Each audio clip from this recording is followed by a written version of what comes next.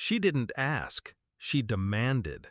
Standing in my living room, one hand on her swollen stomach, the other pointing at the walls I paid for. "This house should be ours," she said, her voice trembling, not from fear, but entitlement. "You have no kids, no husband. What do you need it for?"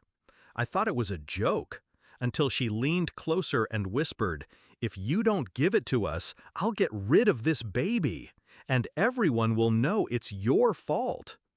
I stared at her, my brother's wife, the woman he swore was kind, delicate, fragile.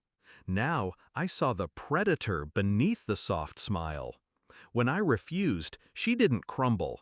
She raised her chin and stormed out, leaving poison behind. By nightfall, the family was on me.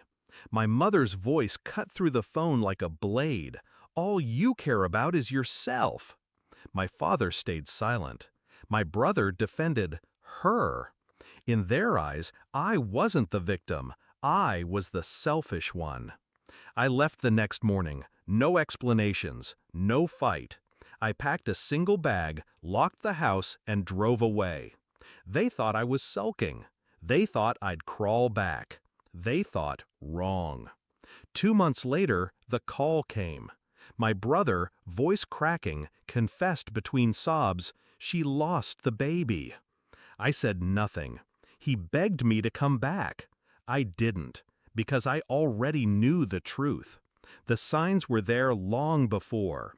Her doctor's visits that lasted hours, with no paperwork. Her sudden nausea only when guests were around. The way she clutched her belly dramatically whenever my parents looked her way. And the silence. Pregnancy was noise, appointments, scans, checkups, but she had none. Her bump grew too quickly, her story too perfectly rehearsed. So I checked, quietly. One call to her clinic revealed everything. She wasn't pregnant. She never was. The realization burned, but I didn't lash out. I planned.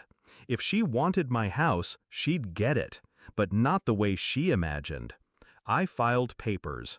Quiet, legal, absolute.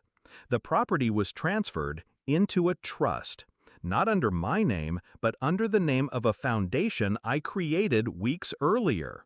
A foundation with strict terms, no sale, no transfer, no occupancy without board approval. And I was the board. The house was untouchable. Then I waited. The miscarriage became her shield. She cried, wailed, clung to my brother, to my parents. She painted herself as a victim, of fate, of me. Until the day my family drove to my house without telling me, planning to move in.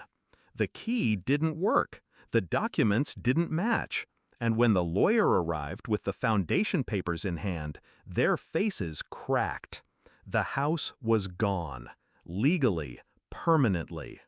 I had taken myself out of the equation. My brother's wife turned on him then. In front of my parents, she screamed about broken promises, wasted time, and a future she'd never get. He shouted back, demanding answers, demanding the truth about the pregnancy. And in her rage, she slipped. She admitted it. No baby. Never was. The room fell silent. My mother crumbled. My father walked out.